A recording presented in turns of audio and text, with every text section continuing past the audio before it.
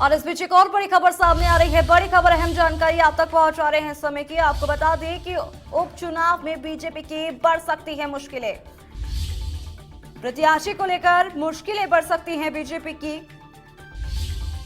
कई उम्मीदवार दिखा रहे हैं अपनी दावेदारी। तो बड़ी खबर इस समय की, जहां बीजेपी प्रदेशाध्यक्ष सतीश पूनिया के आवास पर चक्कर लग रहे हैं। पूर्व सीएम वसुंधरा राजे के आवास पर चक्कर लगते हुए नजर आ रहे हैं। साथ ही मुश्किलें बढ़ सकती है प्रत्याशी को लेकर के बीजेपी की।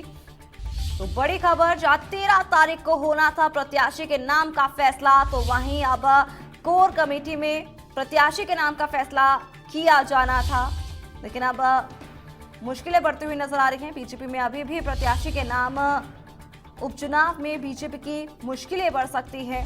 सतीश पूनिया के आवास पर चक्कर लग रहे हैं। साथ ही आपको बता दें कि यहां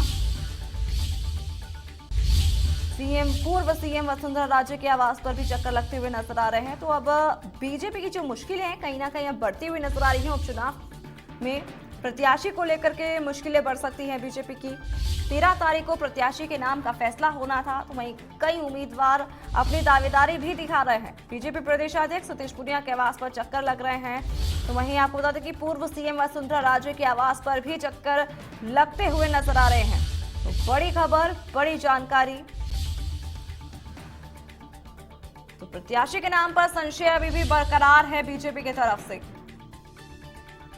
प्रत्याशी को लेकर के मुश्किलें बढ़ती हुई नजर आ रही हैं बीजेपी की, और अभी भी संशय बरकरार है कि आखिर किसका नाम सामने आएगा प्रत्याशी को लेकर।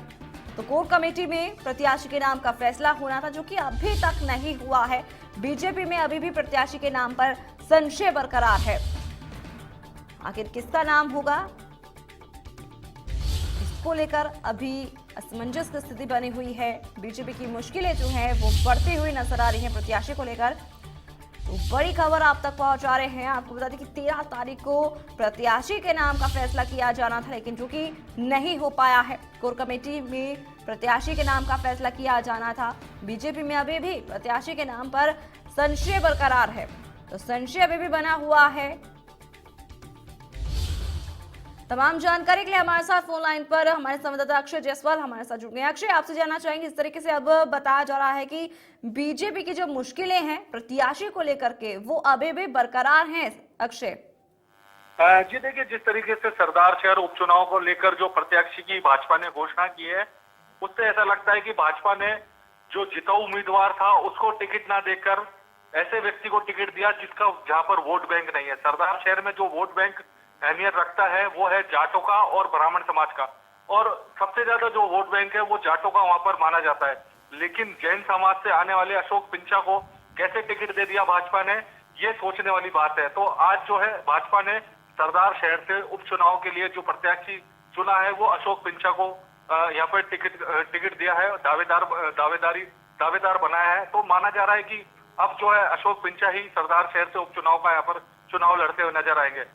आपको बता दें कि मेडिकल कारोबारी है, एक बड़े कारोबारी है और जनसंघ के नेता माने जाते हैं। पूर्व में भी विधायक रह चुके हैं अशोक पिंचा।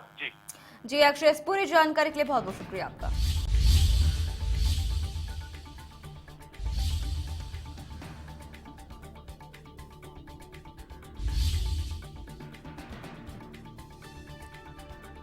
तो बड़ी खबर आप तक पहुंचा रहे हैं, जहां बीजेपी में अभी भी प्रत्याशी के नाम पर संशय बरकरार है। 13 तारीख को नाम घोषित किया जाना था, लेकिन अभी तक उस पर संशय बना हुआ है।